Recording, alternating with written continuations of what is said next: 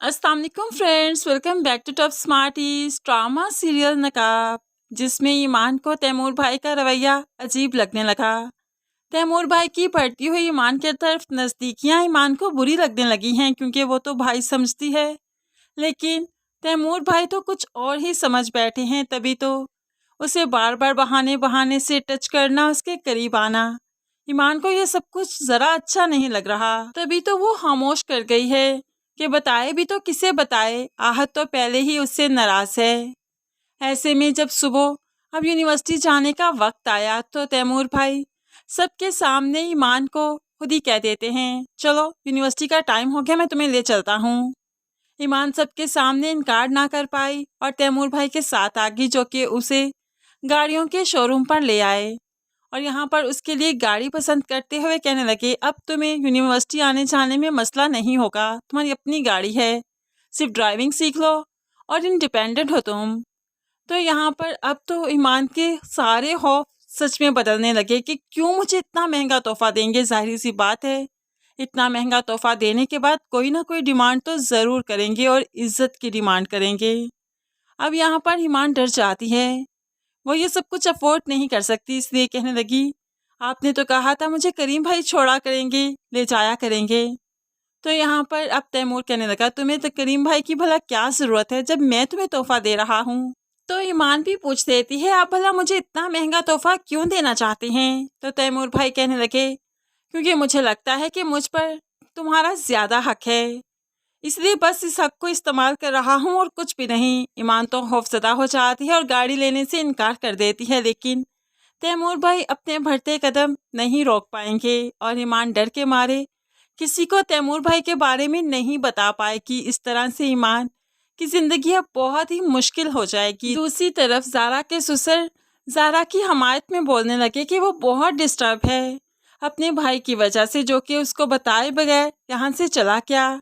ज़ारा रिश्तों का पास रखना जानती है, इसलिए अपने भाई की वजह से डिस्टर्ब है। तो यहाँ पर आहत भी बात किए बगैर ना रह सका, कोई और भी बहुत डिस्टर्ब है, शायद वो भी बहुत मिस कर रहा होगा। अब इस तरीके से जो बात की तो ईमान को बहुत बुरा लगा, क्योंकि वो जानती है कि आहत ने उसको बात की।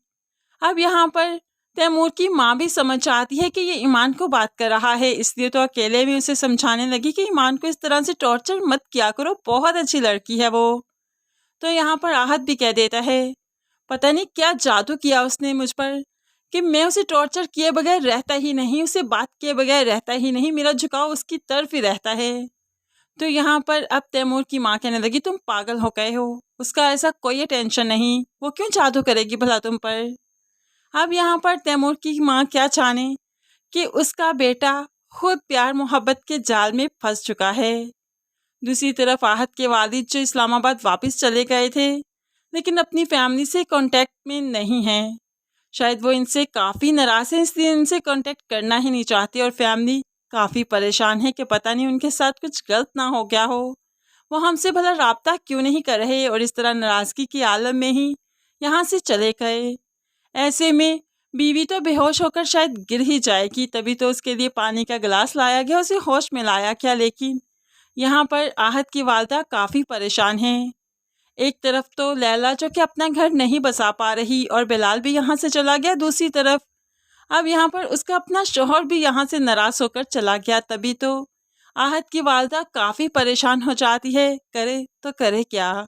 बिलाल तैमूर भाई के रवैये से जब उसे उकताहट होने लगी तो बिलाल को फ़ोन कर देती है, तुम कहाँ चले गए, तुमने तो मुझे पिक एंड ड्रॉप देना था ना, अब मैं बहुत मुश्किल में हूँ, तुम वापस आ जाओ ना, मैं तुम्हारे साथ ज़्यादा कंफर्टेबल रहती हूँ। तो यहाँ पर बिलाल कहने लगा, तुम्हें मेरे बगैर जीने की आदत डालनी होगी, तुम्हें मेरे बगैर सरवाइव करना होगा, ये दुनिया कभी एक दूसरे के साथ नहीं रहती, लोग बिछड़ जाया करते हैं और तुम भी समझ जाओ कि तुम्हें मजबूत होना है, वरना ये लोग तुम्हें कच्चा चबा जाएंगे। बिलाल तो पहले भी ईमान को इशारों ही इशारों में काफ़ी बार समझा चुका है, लेकिन अब जाकर ईमान को बिलाल के इशारे समझ आ रहे हैं कि वो किस बारे में बात कर रहा है, क्या कहना चाहता है।